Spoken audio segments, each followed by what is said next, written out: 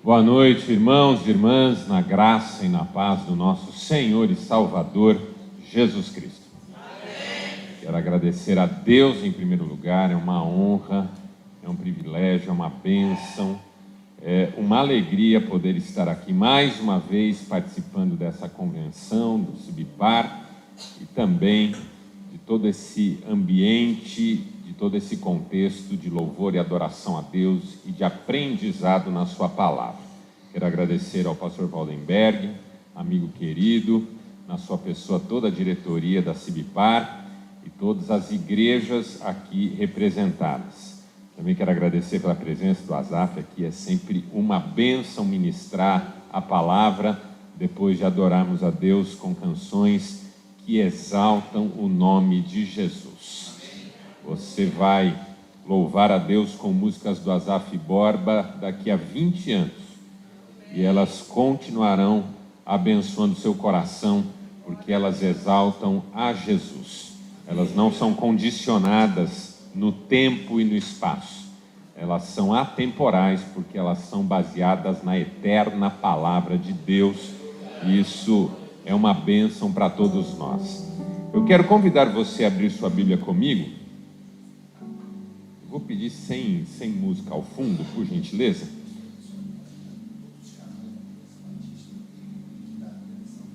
Ok, os canais da convenção já estão com o link disponibilizado, grupo de WhatsApp e tudo mais, para quem não pôde vir poder acompanhar. Então, se você se lembrar de alguém que não está aqui e que talvez possa acompanhar, é só compartilhar o link. Por gentileza, abra a sua Bíblia comigo no Evangelho de João, mais uma vez, só que agora no capítulo 13. Nós leremos do primeiro verso ao 5º, e este capítulo será a base para todas as nossas reflexões nessa convenção.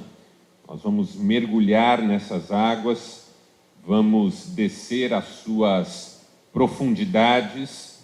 Certamente não esgotaremos tudo, porque a palavra de Deus é muito rica, mas nos dedicaremos a extrair o máximo dessa passagem bíblica tão importante e pensando também nesse tema tão desafiador que é o tema dessa convenção. João capítulo 13, para a noite de hoje, apenas do primeiro verso ao verso 5º. Um pouco antes da festa da Páscoa, sabendo Jesus que havia chegado o tempo em que deixaria este mundo e iria para o Pai, tendo amado os seus que estavam no mundo, amou-os até o fim. Estava sendo servido o jantar, e o diabo já havia induzido Judas Iscariotes, filho de Simão, a trair Jesus. Jesus sabia que o Pai havia colocado todas as coisas debaixo do seu poder e que viera de Deus e estava voltando para Deus. Assim, levantou-se da mesa, tirou sua capa e colocou uma toalha em volta da cintura. Depois disso, derramou água numa bacia e começou a lavar os pés dos seus discípulos, enxugando-os com a toalha que estava em sua cintura. Até aqui, louvado seja Deus pela sua palavra, e você diz? Amém.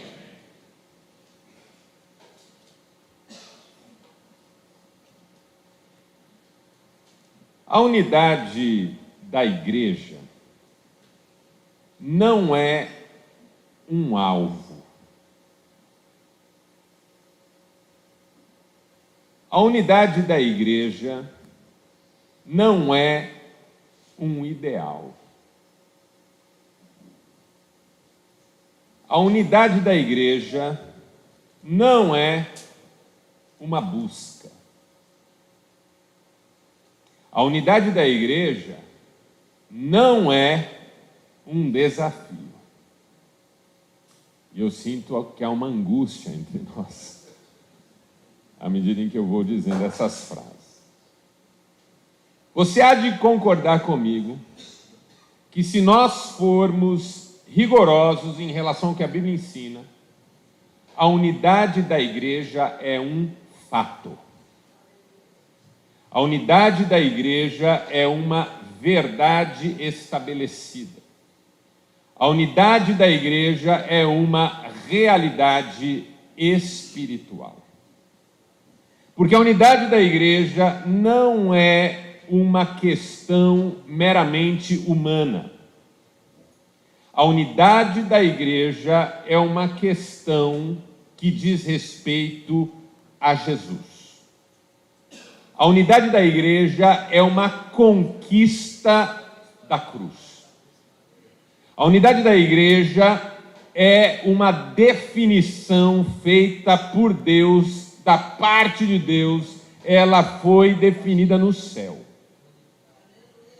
Você queira ou não, goste ou não, esteja disposto a trabalhar por isso ou não, você é um com o seu irmão. Ponto final. Não está em discussão se a igreja é una ou não. Não é uma questão que nos está posta como um dever apenas. O Senhor não tem várias igrejas. Há uma só. Jesus não tem vários corpos. É um só.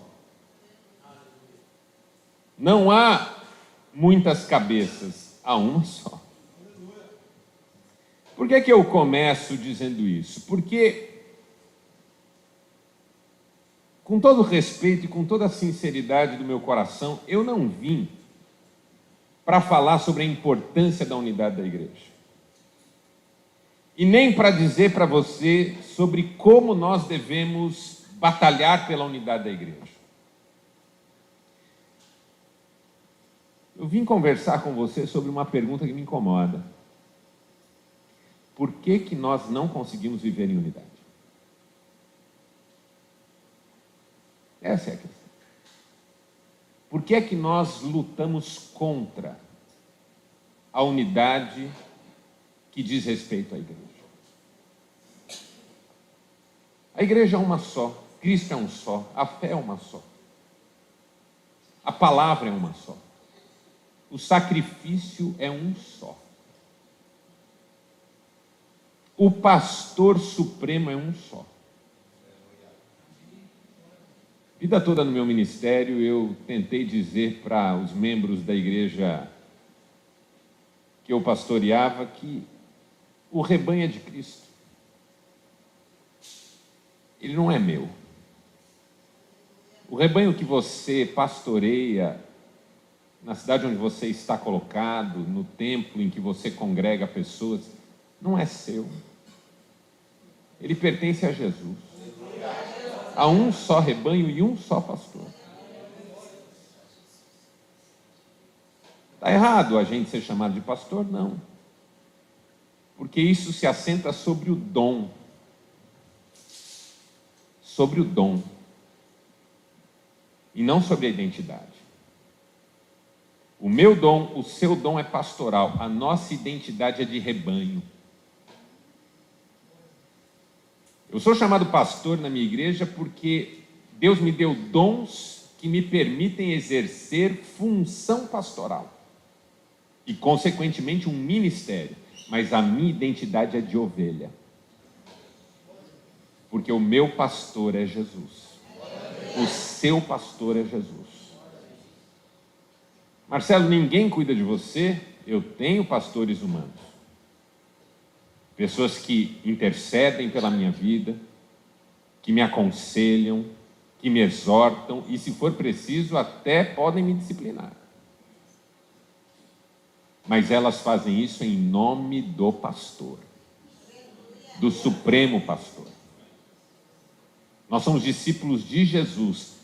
Fazemos discipulado uns com os outros, nos ensinamos mutuamente a sermos discípulos, sim, mas somos discípulos de Jesus. O que eu quero que você entenda nessa noite é que o que Jesus fez naquela cruz é definitivo e completo.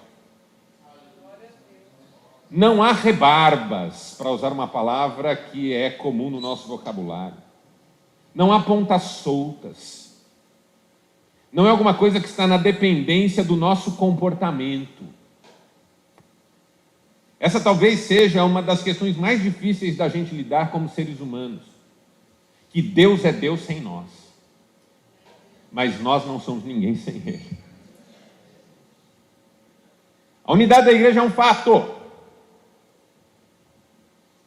Queira eu ou não, goste eu ou não, esteja eu disposto ou não a trabalhar em favor disso. Mas eu preciso me perguntar, por que é tão difícil para mim? Por que é tão complexo para mim viver essa verdade? Por exemplo, quando você lê Mateus capítulo 5, o começo do sermão que nós conhecemos como Sermão do Monte, Jesus fala sobre como nós somos bem-aventurados, porque apesar das lutas, dos problemas, das dificuldades, das ausências, das carências, das interdições desse mundo, nós temos uma esperança que não pode ser frustrada. Se choramos, não é fácil, mas seremos consolados. Se temos fome e sede, não é fácil, mas um dia seremos fartos. Se somos perseguidos, claro que não é fácil, mas também foi difícil para outros, e assim é com todos aqueles que vivem na dinâmica do reino de Deus. Enfim, nós somos bem-aventurados não porque tudo nos vai bem como gostaríamos que tudo nos fosse bem, nós somos bem-aventurados porque a nossa esperança é bendita e aquele em quem confiamos não pode falhar. Quando Jesus termina as bem-aventuranças, ele começa uma série de declarações muito fortes. Versículo 13, vocês são o sal da terra. Note que Jesus não disse, alguns de vocês são. Ele não disse, vocês deveriam ser. Ele não disse, seria muito bom se vocês fossem. Ele disse, vocês são. Não está em aberto. Se você é cristão, você é o sal da terra. Mas logo na sequência Jesus diz, o problema do sal não é ele não ser sal. O problema do sal é ele parar de salgar. Então não é sobre a sua identidade, é sobre o seu agir. É sobre o quanto você consegue viver isso na prática. Na sequência, Jesus diz, vocês são a luz do mundo. De novo, não é alguns são, não é seria bom se vocês fossem, não é um dia, quem sabe vocês serão, vocês são. É um fato. O problema é que às vezes a luz não está onde ela ilumina. Está escondida. Nós somos um, a unidade da igreja é um fato, é uma realidade, mas nós resistimos à ideia de viver em unidade. Por quê? Ao longo das nossas conversas, eu quero olhar para esse texto e tentar entender o que é que nos atrapalha. Esse texto não é, a princípio, sobre unidade. Você já deve ter pregado na sua igreja, já deve ter dado aula na sua comunidade, a partir desse texto, muito provavelmente sobre serviço. Mas qual que é a minha tese e eu vou trabalhá-la com você nessa noite?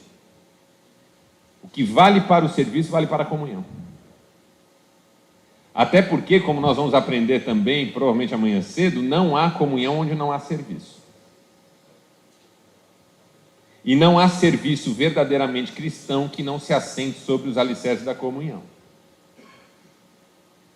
E comunhão é da ordem da unidade. Viver em comunhão é finalmente nos rendermos à verdade da unidade. É como dizer, quer saber, meu irmão, quer saber, minha irmã, eu sou um com você na presença desse nosso Deus maravilhoso, Pai, Senhor de todos nós, e eu quero viver numa dinâmica, numa dimensão mais profunda do que nós estamos experimentando até agora. Não é buscar o que já temos, é nos rendermos àquilo que já é fato sobre nós. E assim glorificarmos ao nosso Deus. Porque como foi lido aqui, quando nós vivermos essa unidade, todos saberão quem é Jesus Cristo. E essa é uma primeira questão sobre por que nós não vivemos essa unidade que temos. Porque ainda não estamos conscientes da verdade sobre a nossa identidade. Diga identidade. Esse é um dos pilares do texto que nós lemos, do desafio à comunhão, do desafio ao serviço. Identidade. O texto que nós lemos diz que Jesus sabia que havia chegado o seu tempo de deixar esse mundo e ir para o Pai, tendo amado os seus que estavam no mundo, amou-os até o fim. E verso de número 3, ele sabia que o Pai havia colocado todas as coisas debaixo do seu poder e que viera de Deus e estava voltando para Deus. Jesus sabia quem ele era. Duas coisas que nós precisamos saber: quem é Jesus e quem nós somos. Há alguns anos já eu atendo como psicanalista, em paralelo ao meu ministério pastoral. Uma coisa que eu tenho aprendido, visto, na minha clínica, nos meus atendimentos, é que a maioria das pessoas hoje não tem a menor ideia de quem elas são. E por isso, também não tem a menor ideia de quem seja Deus. Uma das marcas de uma pessoa que conhece a Deus é que ela também conhece a si mesma. É impossível você conhecer a Deus e não conhecer a si mesmo. Por quê? Porque a luz ilumina. Por que João diz: a luz veio ao mundo, mas os homens amaram mais as trevas do que a luz? Porque as suas obras eram más. Quantos têm filhos aqui? Lembra uma vez que você pediu para o seu filho arrumar o quarto dele e ele apagou a luz?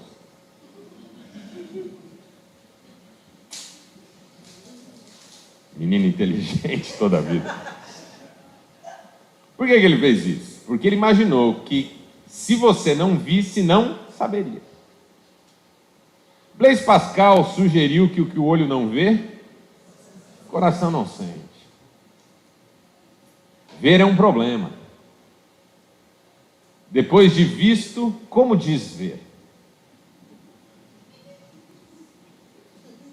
Lembra a irmã quando viu o primeiro cabelo branco?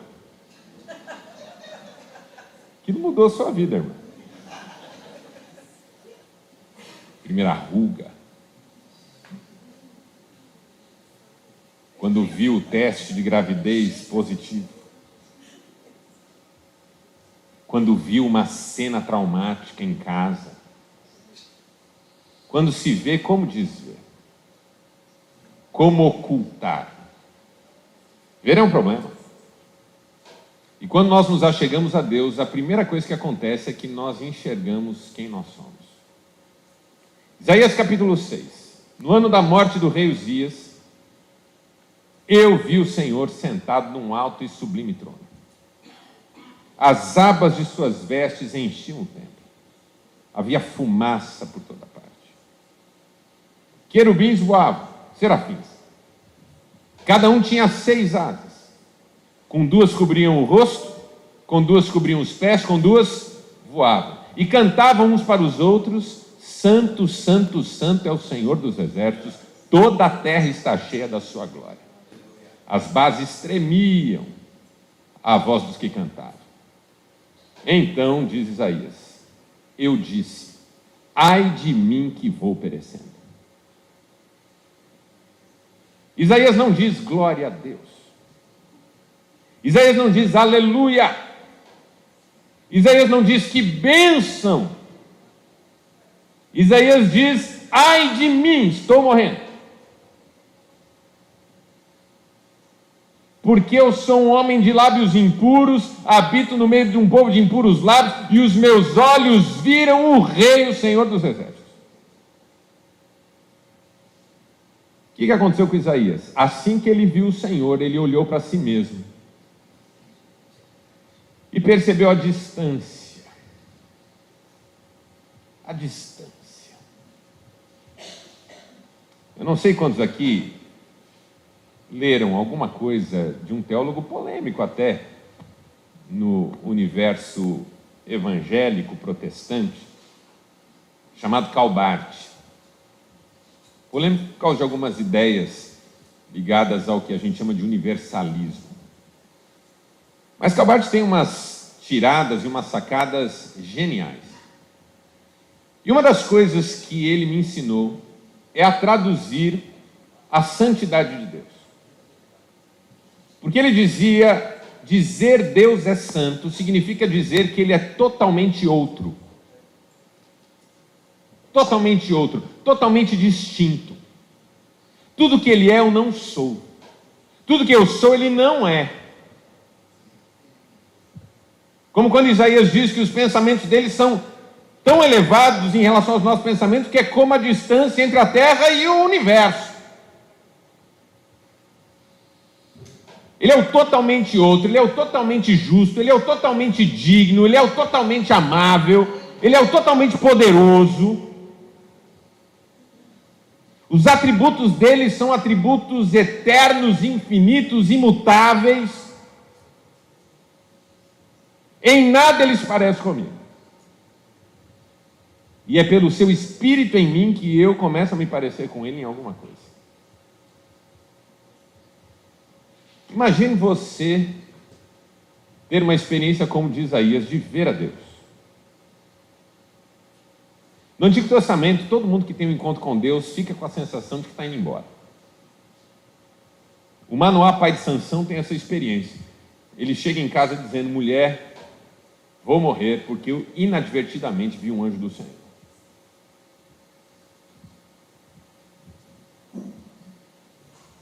É impossível, quando você está diante de algo extraordinário, imenso, não se sentir pequeno, ordinário, comum.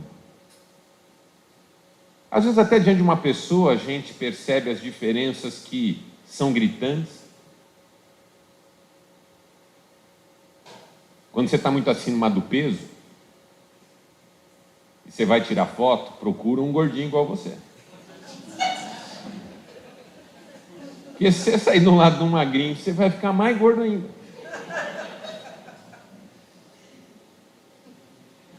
Minha mulher, quando fica lá meio brigando com a balança, vai tirar foto e ela fala: as magrinhas saem daqui. Deixa eu ir na ponta. Deixa eu ficar ali, venham na frente aqui. Por quê? Porque a comparação ressalta, destaca a diferença. Quando homem e mulher comem do fruto e o pecado se traduz na vida deles como uma percepção das diferenças, eles imediatamente cobrem as diferenças. Porque na comparação a diferença se destaca. Não há uma só pessoa que, tendo vivido uma experiência real com Deus, não tenha se sentido nada, coisa alguma, sem valor. O que vem na sequência, e aleluia por isso, é que assim que eu descubro que esse Deus extraordinário, maravilhoso, tremendo, todo-poderoso, me ama como sou, uma paz bendita enche a minha alma. Porque quem sou eu? Davi fez essa pergunta: quem sou eu e quem é o meu povo para oferecer alguma coisa para Deus? Quando o assunto é identidade, tudo nasce da identidade de Deus. Depois se desdobra para a identidade de Cristo, que é o Filho do Deus vivo, o Filho unigênito do Pai. Nós não somos filhos de Deus só porque Deus é amor e é Pai. Nós somos filhos de Deus porque o Filho unigênito deu a sua vida por nós e no nome dele, pelo sacrifício dele, nós recebemos o direito de sermos feitos filhos de Deus.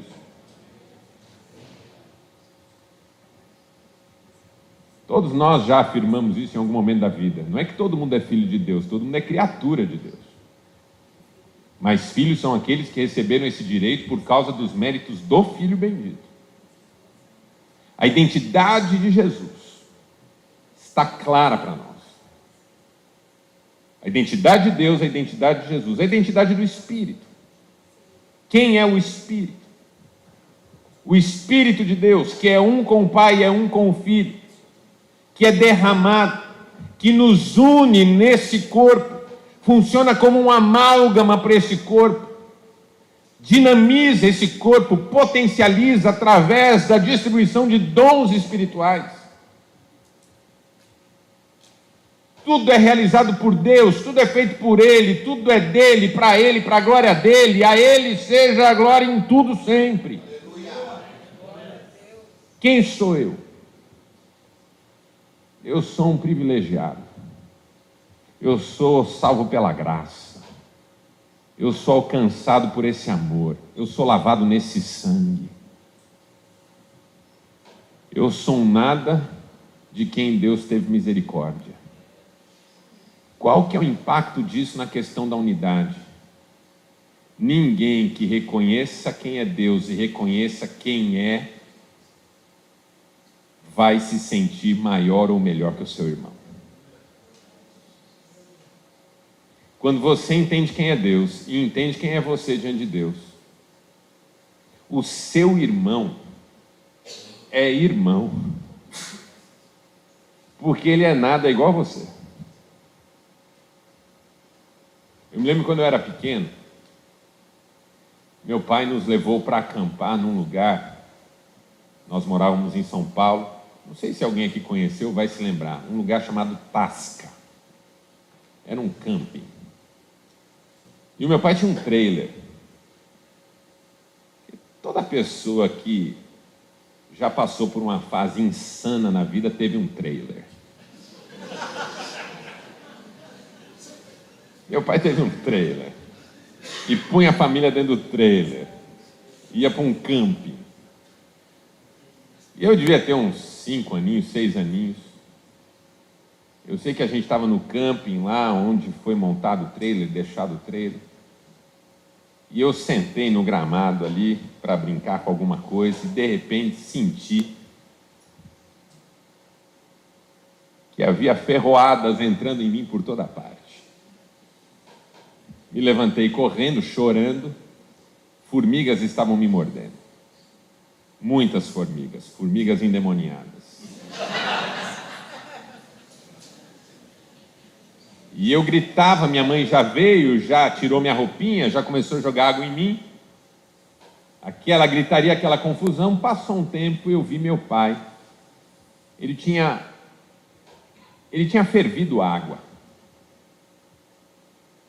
Ele foi até aquele formigueiro e derramou aquela água fervendo para acabar com aquele formigueiro, porque os filhos dele estavam ali brincando e aquelas formigas mordiam doído. Um dia eu estava num culto, já era pastor. O Senhor me fez lembrar dessa história. Assim, eu sou presbiteriano, então quando eu falo que Deus falou comigo, você coloca isso em dúvida.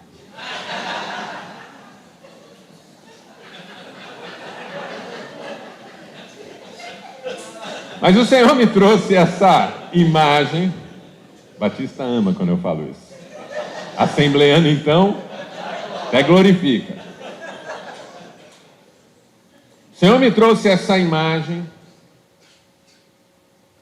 e me disse: vocês são como essas formigas.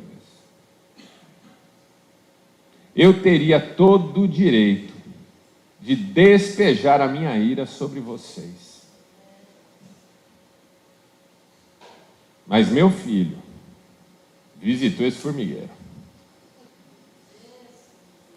ele se fez formiga. E eu conheço cada uma dessas formigas pelo nome. E me veio uma gratidão misturada com um sentimento de humilhação tão poderosos.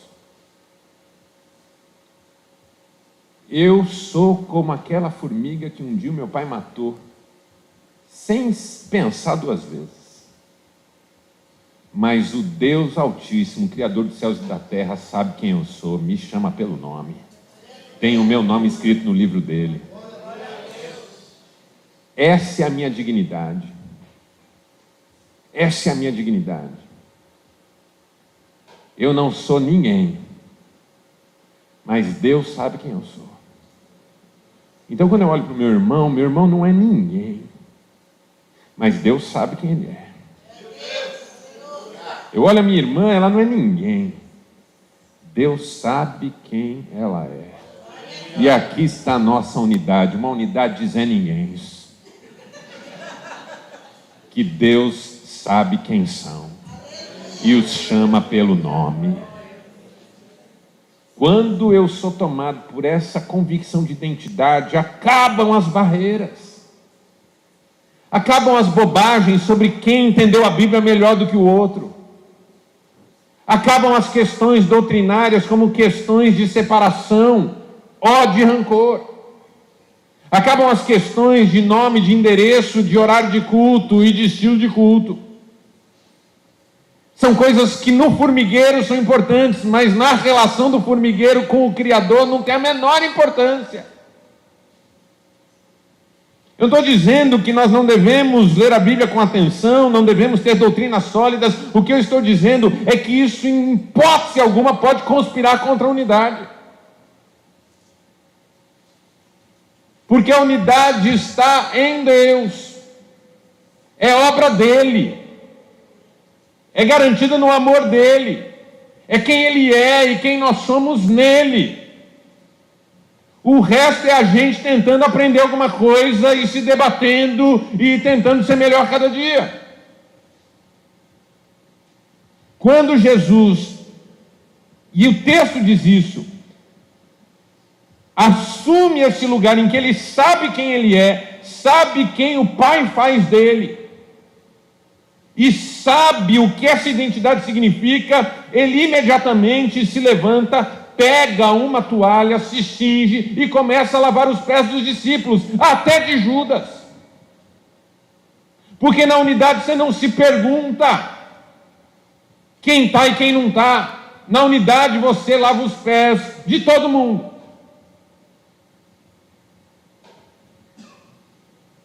Eu gosto de uma reflexão do padre Antônio Vieira,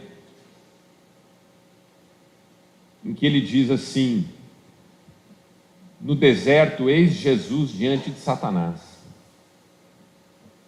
E Satanás lhe diz: eu te darei tudo se prostrado me adorares. Jesus diz: não, só Deus é digno de adoração, arreda. E ele diz: Jesus não se dobra diante de Satanás, porque sua alma não está à venda. Mas ele continua a reflexão. No cenáculo, eis Jesus novamente diante de Satanás, porque Satanás está em Judas. E a Bíblia diz isso, que Satanás se apoderou de Judas.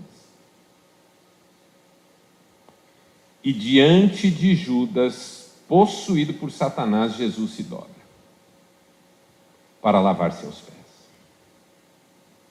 No deserto, Jesus não se dobra diante de Satanás, porque sua alma não está à venda. No cenáculo, Jesus se dobra diante de Satanás, que está em Judas, para lavar os pés de Judas, para ganhar essa alma, para tentar comprá-la uma última vez, para tentar convencê-lo uma última vez, para mostrar o amor de Deus uma última vez antes da crucificação. Não quero que você concorde com essa ideia de Antônio Vieira. Eu quero apenas que você reflita sobre a força que há na declaração de que Jesus lavou os pés de todos os seus discípulos, inclusive de Judas.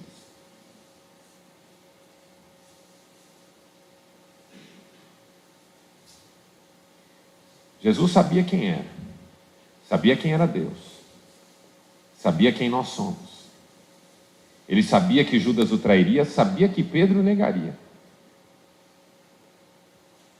Uma das coisas que eu sempre gosto de pensar quando penso na negação que Pedro protagonizou é que Jesus já havia advertido Pedro que as coisas sairiam como de fato saíram. Porque tem uma coisa sobre essa experiência de Pedro que para mim como cristão faz muito sentido. A respeito do Deus que não pode se decepcionar. Porque o que é uma decepção? E o psicanalista francês Jacques Lacan diz que quando a gente está decepcionado, a gente sempre está enganado. O que é uma decepção? Decepção é quando você espera algo que não vem. Se você espera algo e isso não vem, pergunta é, por que você esperava? Quando você diz, estou decepcionado, Lacan diz, você está enganado porque você esperou algo que talvez não devia esperar, porque se fosse algo certo, não teria frustrado a sua expectativa. Quando eu digo que Deus é onisciente, pergunta, o que é que Deus espera que não acontece? Onde que Deus se decepciona? Ah, Deus está decepcionado comigo. Essa é uma das heresias que um cristão pode dizer. Deus está decepcionado comigo. Significa que Deus esperava de mim algo que eu não entreguei. Como Deus esperava algo que eu não dei? Como Deus se deixou enganar a meu respeito? Foi o que Jesus disse para Pedro. Pedro, vem cá, Satanás pediu a tua alma para peneirá-la como trigo. Mas eu roguei ao Pai e o Pai me atendeu. Em outras palavras, Bíblia na linguagem de hoje, Pedro, você vai fazer uma lambança do tamanho do mundo, mas eu e o Pai já falamos sobre isso, está tudo bem. O que você deveria dizer diante de uma fala dessa?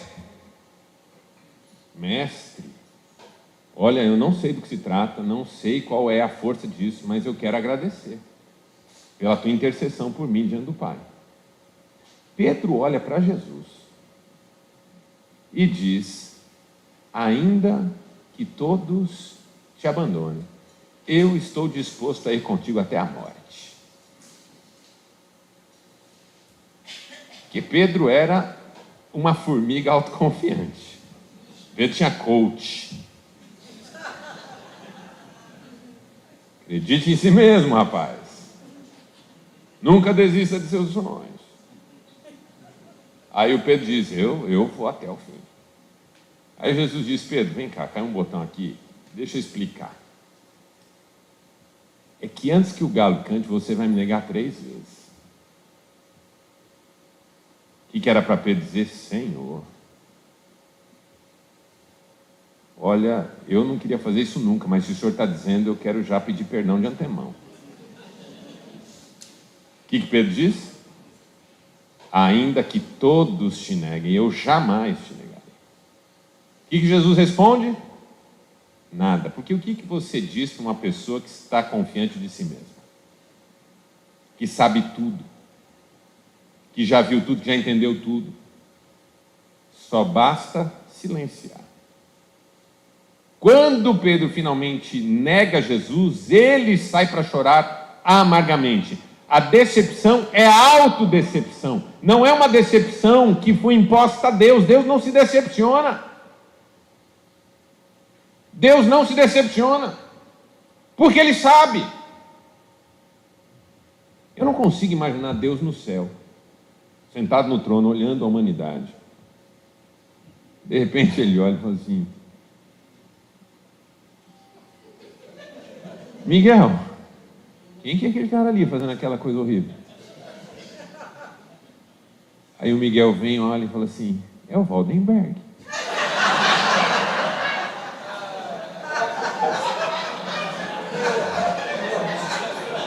Aí Deus diz, não pode ser, não é possível, Waldenberg não, não é possível, traz meu óculos, não é possível, Waldenberg não, se fosse o Azaf tudo bem, mas o Waldenberg não. Azaf tem moral. Você imagina Deus chocado com você? Abatido, amargurado. Filho, tá aí uma coisa que eu não esperava de você, hein? Você imagina Deus assim? Eu quero dar um glória a Deus com você aqui, porque todos os meus pecados foram cravados naquela cruz. Os que eu cometi, os que eu ainda não cometi, nem sei que vou cometer. Isso quer dizer que eu posso pecar? Não, Paulo diz, não, você não vai querer pecar. Mas sempre que você pecar, você vai lembrar que onde abundou o pecado, superabundou a graça. Se você disser que não tem pecado, é mentiroso, a verdade não está em você. Mas se confessar os pecados, Ele é fiel e justo para perdoar os pecados e purificar de toda injustiça. Eu sei quem eu sou, eu não sou nada demais, Ele é tudo, é por causa dEle que eu me torno alguma coisa. Essa é a questão da unidade. Eu sei quem eu sou, porque eu sei quem Ele é. Então eu sei quem você é, porque você é como eu. Nada que Deus fez alguma coisa. Jesus lava os pés de Judas, lava os pés de Pedro, lava os pés de Tiago, que vai sumir do mapa. Tiago é corajosão, todo mundo tem medo de Tiago, na hora do vamos ver ele some. Bartolomeu some, André some, todo mundo some. João não some, mas também não fica assim tão claro. Está ali, meio ali. Jesus lava os pés de todos eles, porque essa é a questão da unidade. Quando você sabe quem Deus é e sabe quem você é, as diferenças caem todas por terra. Todas por terra. Mas tem um segundo pilar aqui. E o segundo pilar aqui é o pilar da urgência. Diga urgência. Esse é o segundo pilar. Porque o texto começa dizendo, um pouco antes da festa da Páscoa, sabendo Jesus que havia chegado o tempo em que deixaria esse mundo e iria para o Pai. Você tem duas marcas de urgência nos evangelhos.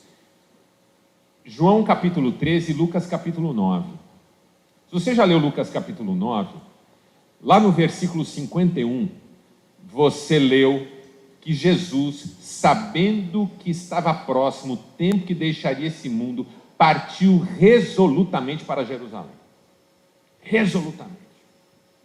E aí o evangelho de Lucas ganha em velocidade, em dinâmica. Agora Jesus tem pressa, parece.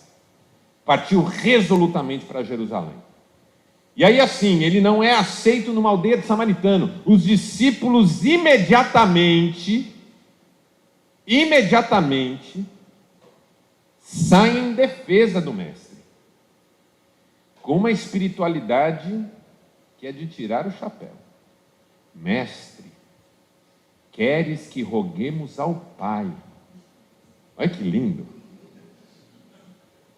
E ele mande fogo do céu para queimar esses samaritanos. Olha, nós somos melhores que eles quando a gente não entende quem a gente é e quem é Deus. Tanto que Jesus responde exatamente com essa declaração: vocês não sabem a que espírito pertencem.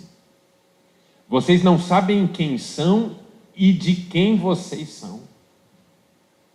Quando você não sabe sua identidade, você acha que é melhor que o outro. Quando você não sabe sua identidade, você acha que está acima do outro. Quando você não sabe quem você é, você acha que o outro merece o pior. Misericórdia para mim e justiça para o meu irmão. Vocês não sabem de que espírito são. Aí eles vão para outra aldeia. No caminho alguém chega e diz assim: mestre, onde fores, irei. E Jesus responde: as aves têm seus ninhos, as raposas seus covis, mas o Filho do Homem não tem onde reclinar a cabeça. Aí vem outra pessoa, Jesus diz: segue-me, e ele diz assim: deixa-me primeiro despedir-me da minha família. E Jesus diz: quem põe a mão no arado e olha para trás não é apto para o reino dos céus. E aí para um terceiro, Jesus diz: venha, e ele diz assim: deixa-me primeiro sepultar meu pai. E Jesus diz: deixa os mortos sepultarem seus mortos. É um texto estranho, mas que você começa a olhar profundamente, você reconhece. Porque você lê esse primeiro convidado ao discipulado dizer: onde quer que fores irei, você lembra que alguém já disse isso no Antigo Testamento. Que foi? Ruth. Ela diz para Noemi: onde quer que fores irei, onde quer que pousares ali pousarei, teu povo será o meu povo, teu Deus será o meu Deus. Que Deus me castigue com rigor, se outra coisa que não a morte me separar de ti. A Noemi fica um tanto quanto reticente, mas permite. Aí você vê o segundo que diz: deixa-me primeiro despedir da minha família. Você lembra que alguém já disse isso no Antigo Testamento? Foi Eliseu. Quando Elias jogou sobre ele a capa para chamá-lo para o ministério profético, ele disse: ok, eu vou com você, mas deixa-me primeiro despedir da minha família. E Elias diz: vá. E o terceiro você reconhece também, porque quando ele diz: deixa-me sepultar meu pai, houve alguém no Antigo Testamento que pediu: deixa-me sepultar meu pai. Foi José para o faraó, e o faraó disse: vá, sepulte, tudo que você precisar eu concederei a você. O que o texto bíblico quer que você entenda? Que no Antigo Testamento, para cada um desses pedidos a resposta foi sim. No Novo Testamento, para cada um desses pedidos a resposta é não. Por quê? Porque não dá tempo. É urgente. Essa é uma questão sobre a unidade. Viver a unidade é urgente, porque a gente tem pouco tempo nesse mundo, irmãos. E com todo respeito a você, nós não temos tempo para perder com conflitos desnecessários. Nós não temos tempo a perder com picuinhas. Nós não temos tempo a perder com ressentimentos. O tempo é tão curto, a Bíblia diz que a vida passa e nós voamos. Eu nem sei que convenção da Cibipar é essa que eu estou vindo, mas eu acho que já é terceira ou quarta. Eu também já estive na Nacional e também na Cibiesp.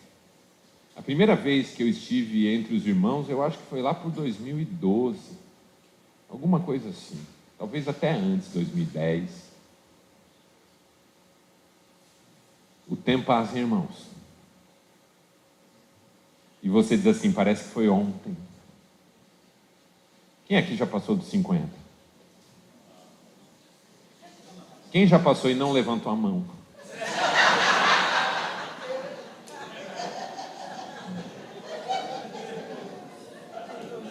Eu vou fazer 50 ano que vem. Se Deus quiser. Até porque eu não sei se vou mesmo. Ninguém sabe. Mas eu vou falar para você, eu estou sendo tomado por uma sensação de que a vida passou rápido demais. Rápido demais. E tantos amigos meus já não estão mais aqui. Tantas pessoas foram... Meus pais já não estão, os dois já foram. Meu pai já foi, minha mãe já foi. Meus avós foram todos, antes dos meus pais. Todo mundo está indo. E eu não sei você, mas a gente não gosta muito de tratar esse tema não, né? Que a nossa vida não é aqui. A nossa vida não é aqui. Eu, por causa de um voo que eu fiz há alguns anos, Azaf, o avião quase caiu, eu desenvolvi uma certa fobia recente de voar. Eu voo porque eu tenho certeza que Deus está comigo, mas eu vou meio apavorado. Qualquer balancinho eu travo no banco, já começo a orar. É curioso porque eu sempre preguei sobre o céu, mas eu não tenho uma vontade de morrer, sabe? Eu não tenho. Sei vocês, mas eu não tenho vontade de morrer. Mas toda vez que eu entro no avião, eu penso comigo: pode ser meu último voo. Assim como entrar num carro na estrada, pode ser uma última viagem. Assim como deitar e dormir, pode ser uma última noite. Ninguém sabe. O que a gente sabe ao certo é que nós não somos daqui, nós somos de lá. É isso que eu sei, que aqui é provisório, que aqui é passageiro. Aí eu até brinco com a minha igreja que a gente não gosta de falar sobre isso, e é tão constrangedor esse tema para nós que quando a gente tem que falar na morte, a gente usa uma expressão que eu acho, assim, ela seria cômica não fosse trágica, que é o tal do desengano. Eu já comentei em mensagens, talvez você já tenha me ouvido falar isso, porque foi um momento assim muito, muito singular na minha trajetória. Eu estava no final de um culto cumprimentando pessoas e um senhor veio e me falou assim: pastor, ore pela minha avó, ela está internada na Santa Casa e foi desenganada pelos médicos. E veja, era um senhor mesmo, um homem de uns 50 e poucos anos. Não era um jovenzinho de 18, 19, pedindo pela vozinha dele. Era um sujeito que talvez já podia ter neto também. Ore pela minha avó, que está internada e foi desenganada. Aí eu pedi o nome da senhora, falei, vou orar, pode contar comigo. No que ele estava assim, eu falei, irmão, só uma pergunta. Quantos anos tem a senhora, sua avó? Ele falou, pastor, eu tenho 96. Eu falei, tá bom, pode deixar, nós vamos orar. E orei mesmo. Mas fiquei pensando, ore pela minha avó, porque ela foi desenganada. O que é desenganar? Tirar do engano. A pessoa está enganada, você vai lá e desengana, tira do engano. Pergunta, sobre o que estava enganada uma senhora de 96 anos?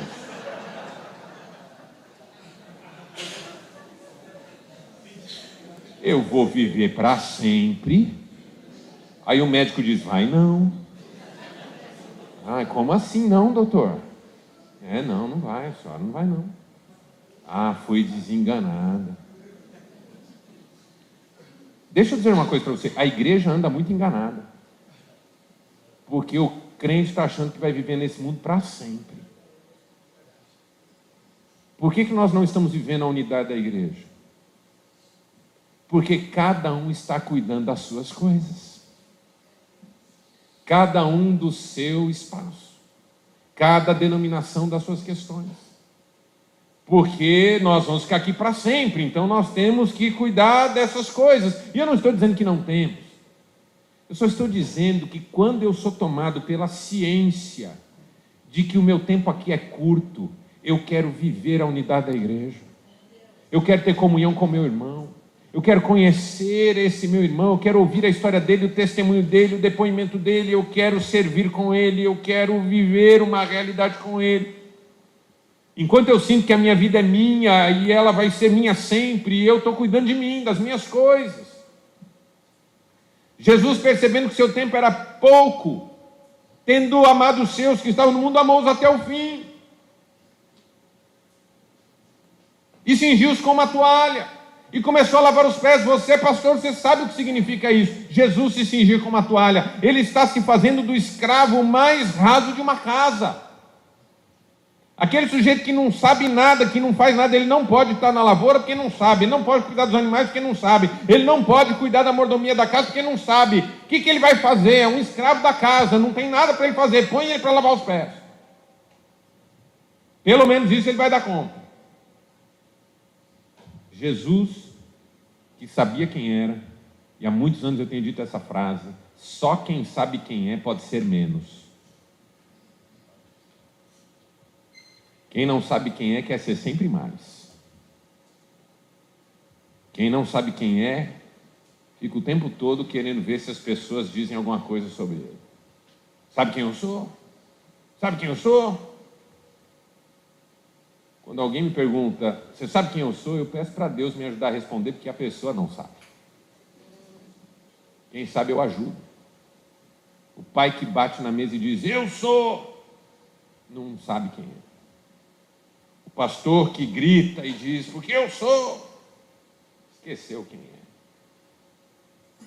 Meu pai dizia para nós assim, vocês vão me obedecer, porque Deus me fez pai de vocês. Não é porque eu pago as contas, não é porque eu sou maior, mais forte, não é porque eu posso bater em vocês, e batia, hein? Batia que batia, doído.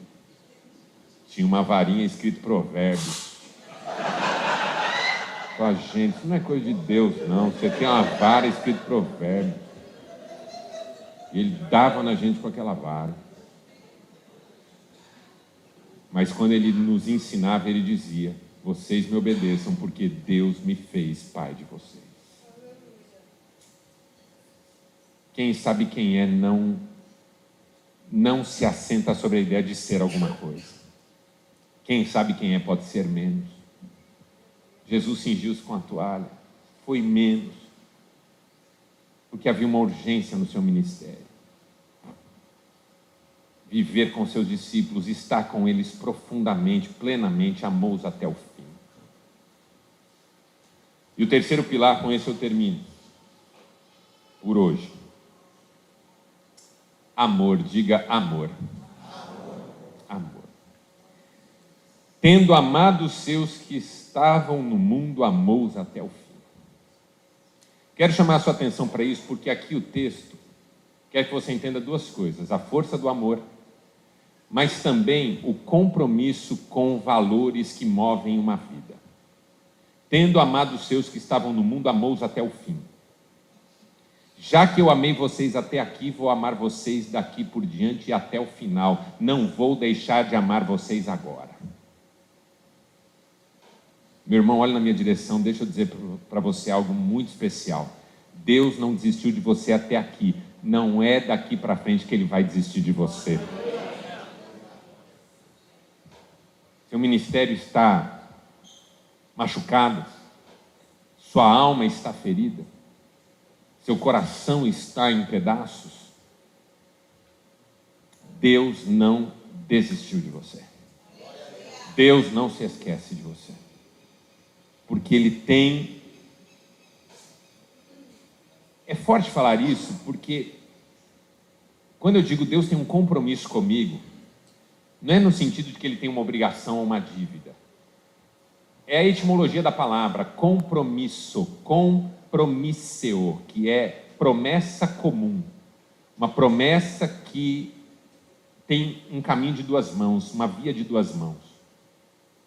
Deus tem promessas na minha vida que Ele não recolhe, que Ele não suspende, que Ele não cancela, porque de repente eu não estou bem como gostaria, não fui quem eu queria ou não fiz o que deveria. Ainda que nós sejamos infiéis, Ele permanece fiel, porque não pode negar a si mesmo. Então é um convite à renovação. Quando Jesus olha para os discípulos, e são aqueles caras que a gente conhece, e tendo amados aqueles caras até ali, decidiu amá-los até o fim, é uma sinalização de Deus, de que não importa por onde você passou, quem você é, o que você está vivendo, as mãos do Senhor estão estendidas na sua direção. Philip Yancey, no livro Maravilhosa Graça, escreveu que graça é isso: não importa o que eu posso fazer, não há o que eu possa fazer para Deus me amar mais, e não há o que eu possa fazer para Deus me amar menos. Deus me ama e ponto final. Deus me ama e é isso. Deus me ama, Ele é amor. Jesus, tendo amado os seus, amou-os até o fim. O que é o amor? É a manutenção desse compromisso. O amor não é sobre sentimentos, você sabe disso muito bem, e não é só sobre o fazer e o agir. A igreja se dividiu por séculos entre o amor sentimento e o amor caridade. O amor é sentir, o amor é fazer. Não, o amor é muito mais do que tudo isso junto. O amor é esse eterno compromisso de Deus em relação a tudo que Ele criou. Deus é amor. Deus não apenas ama, Ele é amor. E essa é uma das questões sobre a unidade da igreja, irmãos.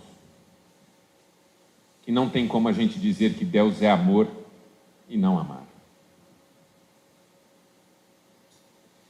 E amar não é sentir. Eu vou ser bem sincero com você. Eu não tenho sentimentos mais favoráveis quando o assunto é a vida cristã e os irmãos. Eu já fiquei muito magoado com muita gente. Eu já sofri na mão de gente.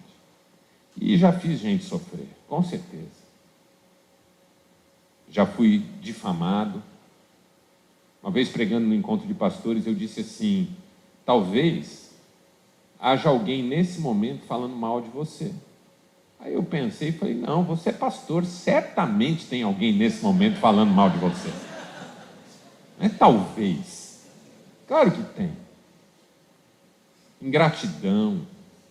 Às vezes os meus sentimentos são terríveis. Mas tendo amado esses meus irmãos, eu quero continuar amando-os. Tendo vindo até aqui, eu quero continuar seguindo em frente. Talvez eu estou falando com pastores que vieram para essa convenção e eles estão flertando com a ideia de parar com o ministério. Eu vim dizer para você que você chegou até aqui, não desista agora não. Porque o Senhor está com você. Eu não sei que desdobramentos o seu ministério vai tomar daqui por diante, mas você chegou até aqui. Caminhe um pouco mais. Um dos testemunhos mais lindos do pastor e doutor Ronaldo Lidório, que é um dos grandes missionários que a igreja brasileira já produziu, e louvado seja Deus por isso. Azaf conhece bem Ronaldo Lidório. No livro Concombas, que é o livro que relata o testemunho de como ele evangelizou aquele povo, ele conta de como ele chegou lá e teve uma dificuldade imensa de achar aquela nação, aquele povo, aquela tribo. E ele começou com guia, com grupo, com a esposa. De repente o grupo foi saindo, um saiu, o outro saiu. De repente é ele, a esposa, o guia. De repente a esposa também já não consegue mais, é ele o guia. De repente o guia olha para ele e fala: eu vou embora. E ele fica sozinho, tentando achar uma tribo que ninguém sabe onde está, ninguém sabe quem é, ninguém sabe nada sobre ela. Ele tinha um chamado de Deus, mas ele está há dias, muitas semanas procurando, não acha. E aí ele diz: se eu não achar até amanhã, se eu não achar até hoje, amanhã eu vou embora. Porque talvez eu tenha me equivocado com alguma coisa, me enganado sobre alguma coisa. E aí naquela noite ele vai dormir e acha uma pedra no meio do nada. Pensa no meio do nada na África. Ele acha uma pedra e vai dormir em cima dela. No meio da noite cai uma chuva. Porque Deus tem esse senso de humor às vezes, né? Você está no fundo do poço, né? Aparece alguma coisa para deixar o poço um pouquinho mais fundo ainda. Ele deitado numa pedra, no meio do nada, uma chuva torrencial. E aquela pergunta que qualquer um se faria nessa situação: o que é que eu estou fazendo aqui? Quem não se perguntou isso no ministério pastoral não entendeu o ministério pastoral. Meu Deus, o que eu estou fazendo aqui? O que eu estou fazendo nessa igreja? O que eu estou fazendo com esses diáconos? O que eu estou fazendo com essa diretoria? Meu Deus. E aí ele pensou: eu vou embora amanhã. Depois você leia esse livro, é muito bom. Ele diz que o Senhor falou com ele. E a frase foi: caminhe um pouco mais. Ele conta que ele foi tomado por uma renovação espiritual. Sentiu-se como no primeiro dia de toda aquela busca. E saiu disposto a caminhar quanto tempo fosse necessário até que Deus revelasse onde estavam aquelas pessoas daquela tribo. Caminhou por um pouco de tempo, talvez meia hora, uma hora. Viu uma revoada de pássaros. Quando ele olhou, uma pessoa havia assustado os pássaros, ele correu atrás dela, seguiu-a por meio da mata. Quando chegou numa clareira, encontrou a primeira tribo. E hoje você sabe, existe uma igreja Concomba, com milhares de membros, centenas de líderes, por causa do trabalho desse missionário, que um dia ouviu Deus lhe falar: caminhe um pouco mais. Eu não sei com quem eu estou falando agora aqui, mas eu estou falando em nome de Jesus. Meu irmão, minha irmã, caminhe um pouco mais. Um pouco mais. Você entenderá. Você entenderá. Deus revelará. Valerá a pena. Você amou Jesus até aqui. Não deixe esse fogo se apagar. Você cuidou de pessoas até aqui. Não deixe essa motivação morrer. Você foi fiel até agora. Não renuncie.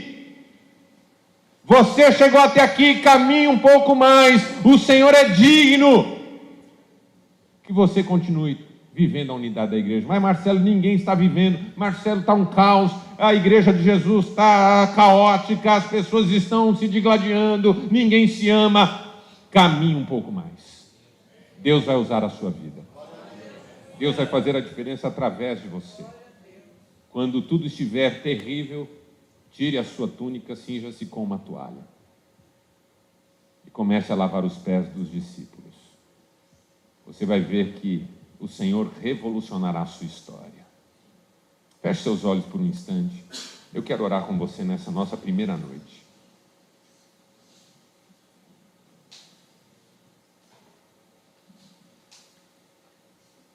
Identidade, urgência e amor.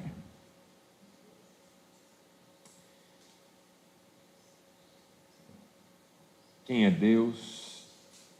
Quem é Jesus? Quem é o Espírito? Quem sou eu? Quando eu entendo identidade, eu entendo unidade. Urgência. A vida não é essa, não é aqui. Há uma vida que nos aguarda. Meu irmão, no céu não tem placa denominacional. Não tem diferença de membresia de igreja. No céu não há salários altos e salários baixos. No céu todo mundo ganha um denário. Os que começaram às 6 horas da manhã e os que começaram às 5 da tarde. Porque no céu não é sobre as diferenças, é sobre a unidade. Talvez você tenha vindo para cá se sentindo pequeno, uma igreja sofrendo, um rebanho diminuto, questões financeiras pendentes, ministérios difíceis de tocar. Você se sente tão frágil, tão fraco, tão impotente, tão inútil até. Eu quero dizer para você que o pastor Jesus Cristo, que pastoreia o rebanho daquela igreja que você admira, também é o pastor que pastoreia o rebanho que ele colocou nas suas mãos. E ele quer usar você. E ele tem usado você. Tudo é dele, tudo é dele, tudo é dele. O rebanho todo é dele. Esse rebanho no mundo é dele. Não há pastores de rebanhos maiores e pastores de rebanhos menores. Todo o rebanho é do Supremo Pastor. Tudo é dele. E um dia nós estaremos com ele para sempre. Um só rebanho, um só pastor. Amor, compromisso. Chegamos até aqui, nos doamos até aqui. Doe-se um pouco mais. O apóstolo Paulo disse: eu me doei e ainda me doarei, até que. Eu quero orar com homens e mulheres aqui hoje que estão precisando de um batismo de ânimo. Veja, não é sobre se somos um ou não, nós somos. É sobre por que é tão difícil. É tão difícil porque a gente esquece quem a gente é. É tão difícil porque a gente esquece para onde a gente vai. É tão difícil porque a gente esquece o que está fazendo aqui. Eu sei quem eu sou, eu sei para onde vou e sei que estou aqui para viver esse amor. Não vou desanimar agora. Quantos estão precisando de um batismo de ânimo nessa convenção? Cura de feridas, perdoar alguém, sair do lugar da decepção. Esse lugar não é um lugar para você, meu irmão, minha irmã. Quem está decepcionado está enganado. Nós confiamos naquele que nunca decepciona, porque ele não falha. Quantos aqui estão precisando de uma renovação, de uma nova alegria, de voltar para o seu ministério sem ressentimento, sem tristeza, sem melancolia, mas na certeza de que coisas novas vêm aí. Caminhe um pouco mais, caminhe um pouco mais. Se você é esse pastor, essa pastora, esse irmão, essa irmã que veio para essa convenção em cacos, cansado, cansada, abatido de alma, sem forças, fique em pé, eu quero orar com você. Fique em pé, eu vou orar com você. E eu creio que um batismo de ânimo virá sobre nós nessa noite. Um batismo de ânimo, alegria e renovação. Eu sei quem eu sou. Você sabe quem você é. A gente não é nada, mas Deus é tudo na nossa vida. Cristo é tudo em nós, o Espírito Santo mora em nós. Nós somos quem Deus diz que nós somos.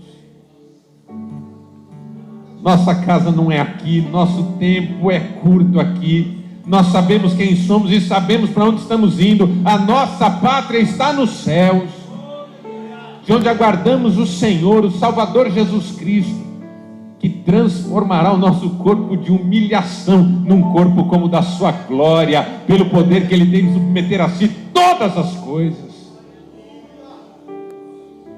E nós sabemos o que estamos fazendo aqui.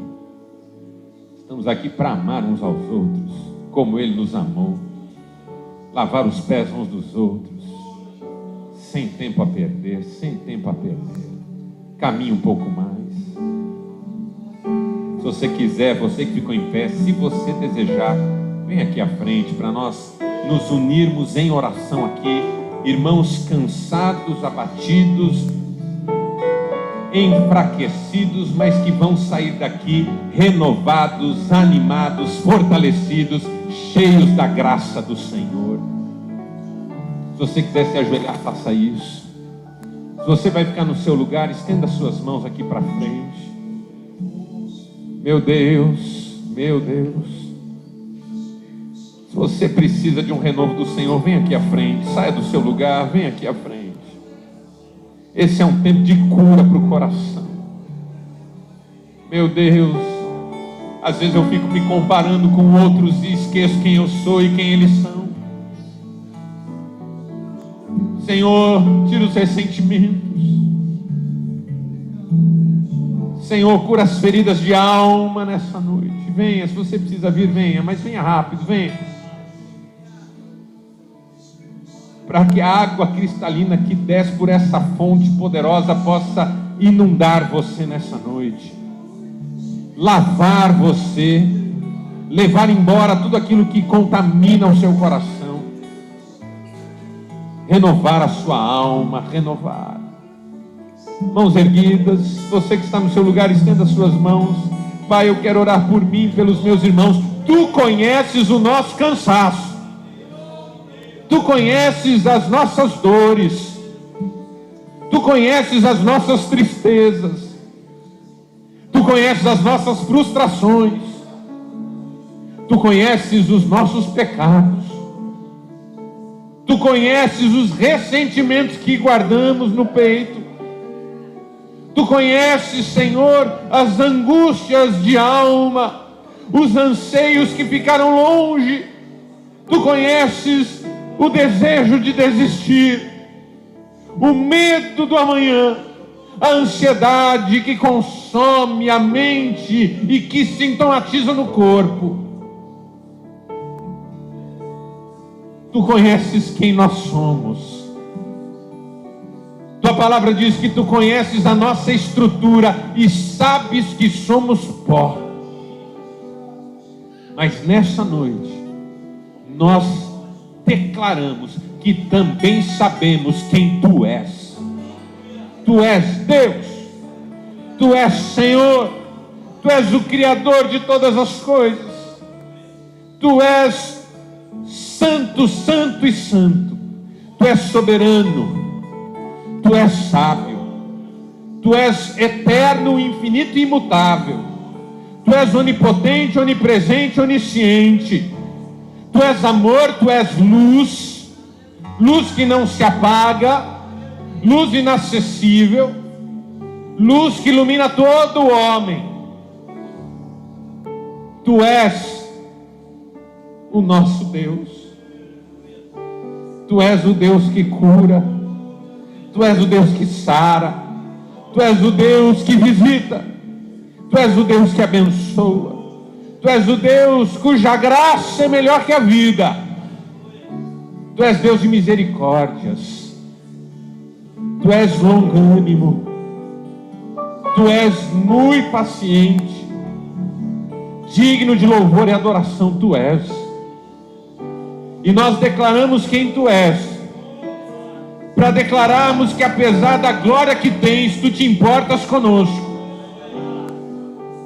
E nos estendes mãos poderosas nessa noite, para renovar a nossa vida. Nós sabemos quem somos, sabemos quem Tu és, e sabemos que Tu não desistes de nós. Meu Deus, há pastores aqui que estão exaustos, mas eu oro por eles nessa noite. Estamos em unidade aqui, unidade na dor, unidade no cansaço, unidade nas tristezas até. Somos nada diante de Ti, Tu és tudo em nós. Derrama sobre esses meus irmãos e irmãs um bálsamo de renovação, uma unção, um poder. Vivifica, fortalece, abençoa, levanta, fortalece o joelho trôpego, os pés vacilantes, dá sabedoria, dá direção. E a todos nós, Pai, os que estamos aqui à frente, que estamos nos nossos lugares, em pé, sentados, ajoelhados, mãos erguidas ou baixadas, Senhor, visita-nos nesta noite, para que nunca nos esqueçamos quem somos e quem Tu és. Quem Tu és e quem somos, para que nunca nos esqueçamos para onde vamos, onde está o nosso lar, a nossa casa, a nossa habitação, e para que nunca deixemos de amar como fomos amados. Chegamos até aqui, em nome de Jesus, vamos seguir em frente, como cantamos hoje aqui. Cantamos hoje aqui, para nos ouvirmos a nós mesmos, para que o inferno nos ouça. Na força do Espírito Santo, nós declaramos aqui que pagaremos o preço de sermos um só coração do Senhor. E por mais que as trevas militem e nos tentem separar, com os nossos olhos em Cristo, unidos iremos andar, em nome de Jesus. Amém e graças a Deus. Deus te abençoe, em nome de Jesus. Volte para o seu lugar. Deus te abençoe, em nome de Jesus.